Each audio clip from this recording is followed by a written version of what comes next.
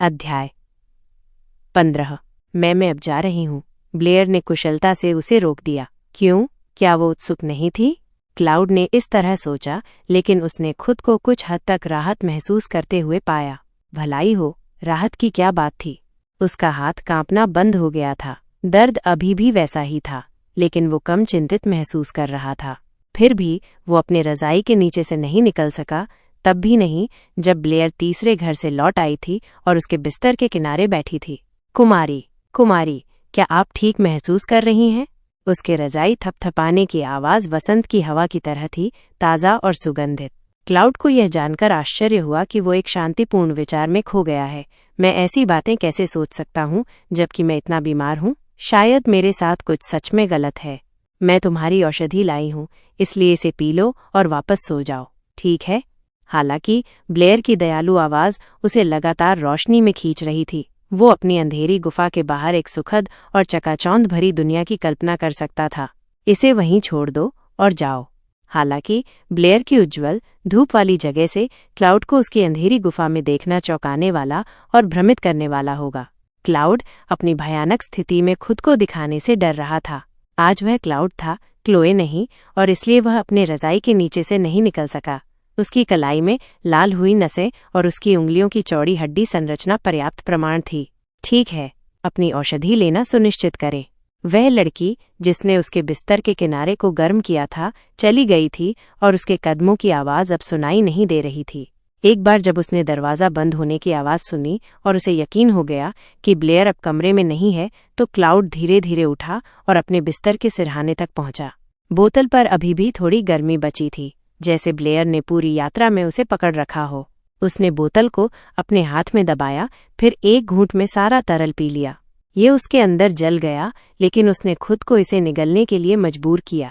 यह औषधि न केवल विकास को रोकती थी, इसने कुछ लिंगों के लिए विशिष्ट सभी विशेषताओं को हटा दिया और शरीर की उम्र बढ़ने की प्रक्रिया को उलट दिया। यह एक अभिशाप था जिसने समय को रोक दिया था।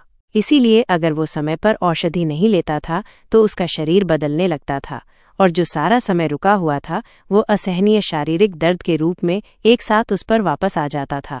समय के साथ अभिशाप और बिगड़ गया। क्लाउड हर महीने औषधि पीता था, लेकिन सोचता था कि उसका समय कब हमेशा के लिए रुक जाएगा, क्योंकि निश्चित रूप से उसका दिल भी रुक जाएगा, जिससे उसकी मृत्यु हो जाएगी। फिर भी उसने मुझ जैसे किसी व्यक्ति से हमेशा के लिए वादा किया। यह कभी काम नहीं करेगा, फिर भी मैं उस पर विश्वास क्यों करना चाहता हूँ? क्लाउड ने खाली बोतल को देखा और व्यंग्य किया। क्या तुम मुझसे घृणा करोगी कि मैं कौन हूँ? वो व्यक्ति जिसने जीने के लिए खुद को नष्ट कर दिया। अध्याय कुमारी क्लोए के साथ एक दिन बाहर। शुक्र है, औषधि लेने के बाद कुमारी क्लोए धीरे धीरे ठीक हो गईं, इतना कि हमेशा की तरह मुझे परेशान कर सकें। उस दिन डेयस ने मुझसे जो कहा था उसे लेकर मैं चिंतित था, लेकिन मैंने इसे दिखाया नहीं। मैं जरूरी नहीं कि एक पेंडोरा का पिटारा खोलना चाहता था, और कुमारी क्लोए के ठीक होने के दौरान मुझे इसे उठाने का सही समय भी नहीं मिल सका। इसलिए मैंने ऐसा व्यवहार करने का फैसला किया जैसे कुछ हुआ ही नहीं है, ताकि वो असहज महसूस न करे। कुमारी क्लोए ने भी शुक्र है कि इसमें मेरा साथ दिया, इसलिए हमने इसे चुप्पी में जाने दिया, और इस तरह मेरा अशांत जीवन चलता रहा। जब एक दिन, क्या तुम सच में चाहती हो कि मैं चला जाऊं? हाँ, जाओ। सच में? मुझे कितनी बार दोहराना होगा यार? और बिना थोड़ा भी निराश दिखने के संकेत के और छटपटाते हुए मैंने दरवाजे की कुंडी पकड़ी और कुमारी क्लोए के साथ लंबे समय तक रस्साकशी की। ठीक है, अकेले कहना अधिक सटीक होगा, क्योंकि कुमारी क्लोए ने बस मुझे ऐसे देखा जैसे मैं पागल हूँ। तुम कहीं दूर भी नहीं जा रही हो, ये सच है। सच कहूँ तो मैं देर रात अपने अकेले कमरे में वापस नहीं जाना चाहता था, इसलिए मैं अपना स्वागत से ज्यादा रुकने की कोशिश कर रहा था। मेरी बड़ी उम्मीद थी कि कुमारी क्लोए समझेंगी कि मैं कितना अकेला महसूस करूंगा, लेकिन वो महिला हमेशा की तरह ठंडी थी। जब मैं बड़बड़ा रहा था तो मैंने जल्दी से कुछ ऐसा पूछा जो मेरे दिमाग में आया। तो क्या तुम्हें मेरी याद आएगी अगर मैं कहीं दूर चला जाऊं? मैंने सोचा कि कुमारी क्लोए मुझ पर नाक सिकोड़कर हंसेंगी, या ज्यादा से ज्यादा अगर वो ज्यादा स्नेहशील महसूस कर रही होंगी तो मैं इस बारे में सोचूंगी कहेंगी। हालांकि तुम कहीं नहीं जा रही हो।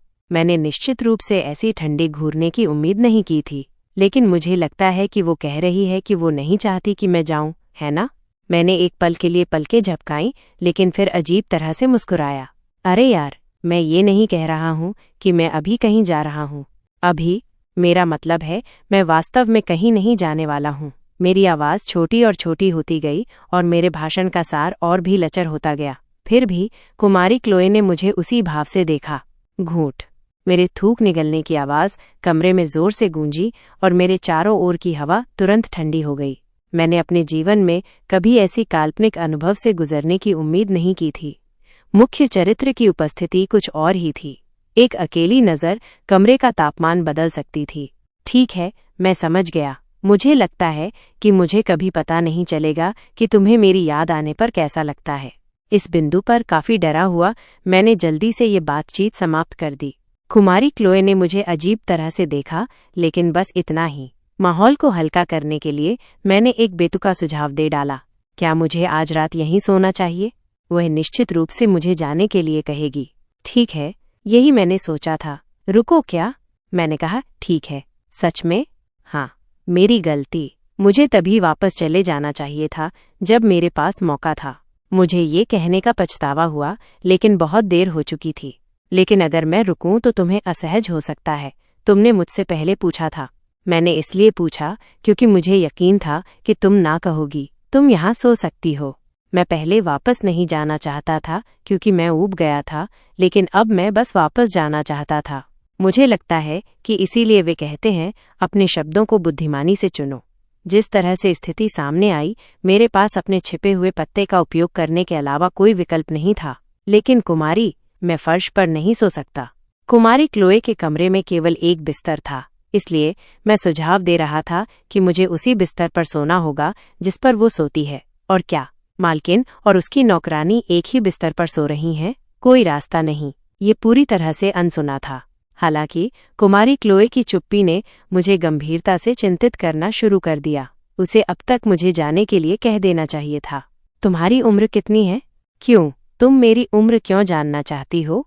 मैं भ्रमित था, लेकिन मैंने तुरंत जवाब दिया। 18 साल। तो तुम बिस्तर का उपयोग करो क्या? मेरा जबड़ा लटक गया। हाँ?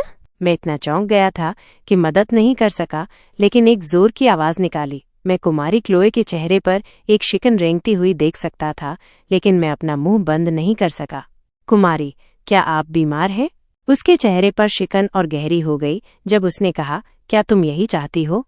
कोई रास्ता नहीं। मैं बस चिंतित हूँ क्योंकि तुम अपने सामान्य स्वभाव की तरह व्यवहार नहीं कर रही हो। कुमारी क्लोए की आंखें एक ब्लेड के आकार की हो गईं, लेकिन मैं कई हफ्तों से उनकी सेवा कर रहा था। और इसका क्या मतलब था? इसका मतलब था कि अब मैं इतनी आसानी से नहीं डरता था। तो फर्श पर सो जाओ। अच्छा, यही मैं उम्मीद कर रहा था। लेकिन मैंने तुम्हें बताया कि मैं फर्श पर नहीं सो सकता। तो मैं अपने कमरे में सोऊंगा। तुम बिस्तर पर सो। कुमारी क्लोए जिस बिस्तर का जिक्र कर रही थी, वो उनका बिस्तर था, मेरे कमरे का बिस्तर नहीं।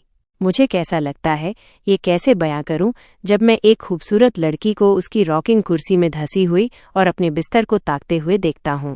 यह अजीब है। क्या? क्यों? तुम ऐसा क्यों कर रही हो? मैं डरा हुआ था। आपकी जानकारी के लिए, ये केवल इसलिए था क्योंकि मैं कुमारी क्लोए के साथ था। क्यों? क्या तुम सोते समय मुझ पर प्रयोग या कुछ और करने वाली हो?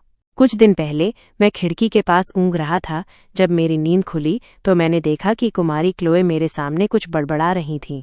जागते ही मुझे हिचकी आने लगी, क्योंकि मैं सच में चौंक गया था। मैंने पहले भी उन्हें सिर्फ शब्दों से जादू करते हुए देखा था।